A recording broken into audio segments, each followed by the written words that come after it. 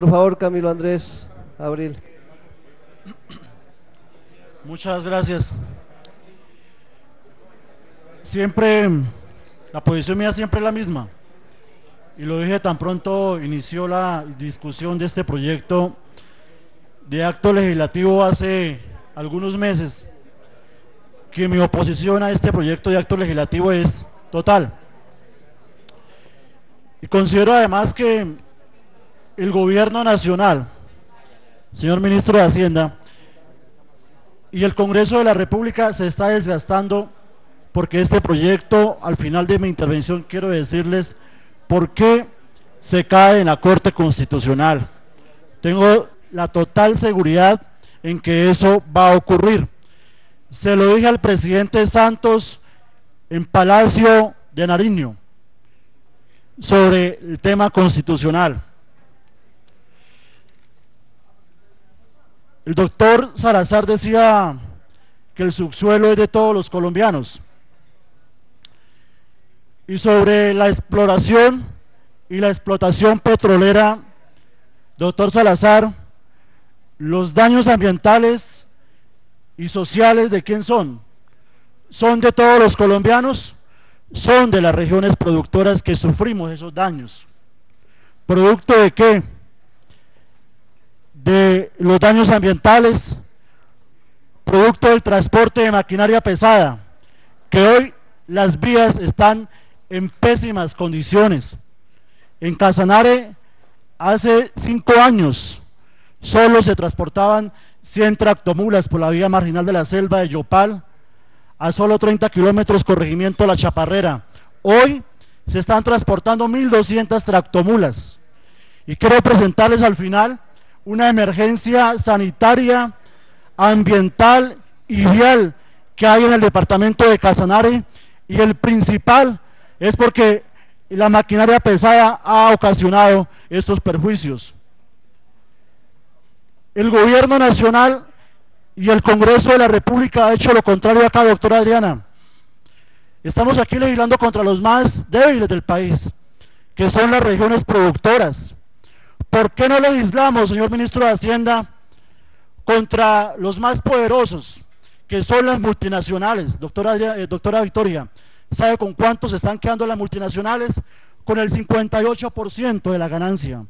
Estamos legislando acá es contra las regiones productoras y los municipios productores, que son los más débiles del país. Aclaro lo siguiente a la opinión pública: yo soy de la Unidad Nacional, y hay proyectos de la Unidad Nacional que no he podido acompañar, como el de la sostenibilidad fiscal y como el de regalías, y el artículo 48 de ayer de la reforma al Código Penal. Pero hay proyectos que sí he acompañado. Ayer, señor ministro, firmé la ponencia positiva a la eliminación de la Constitución o desconstitucionalización de la Comisión Nacional de Televisión.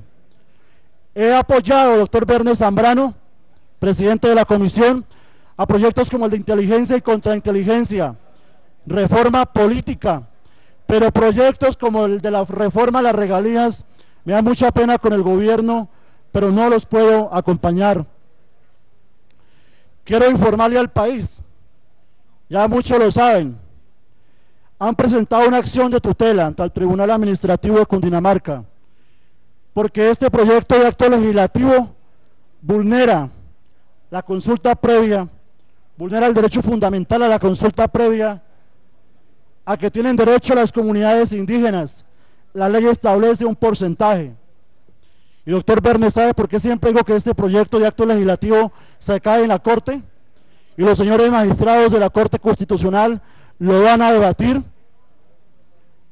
Primero, aquí el objeto de la Constitución debemos revisarlo, profesor Alfonso Prada, usted que es profesor de Constitucional de la Universidad Libre.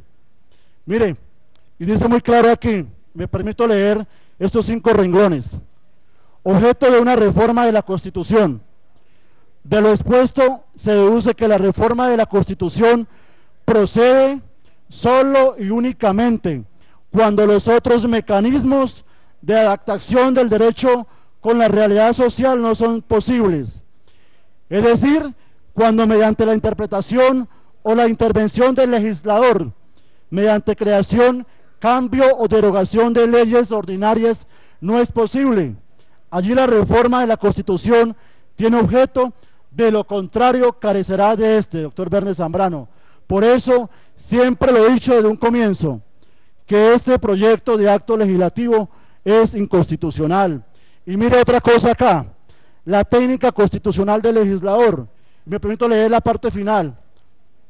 Dice: el legislador mediante la ley establece una entre varias políticas legislativas.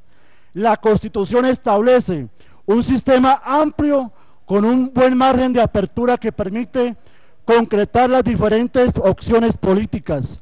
El proyecto de reforma constitucional de regalías rompe con el principio democrático, pues al intentar imponer una norma cerrada, desaparece de plano el poder de configuración del legislador. El proyecto tiene una estructura de norma cerrada, ya que regula hasta el detalle los fondos y los porcentajes.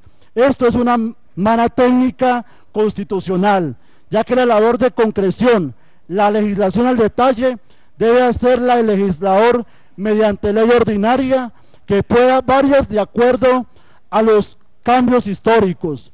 El proyecto pretende petrificar el tema de regalías, situación contraria al espíritu del sistema constitucional democrático. Doctor Prada, yo quiero dejar esas constancias hoy, aquí en la Comisión Primera de la Cámara. Yo sé que la Corte Constitucional va a ser muy juiciosa en el estudio de este proyecto de acto legislativo.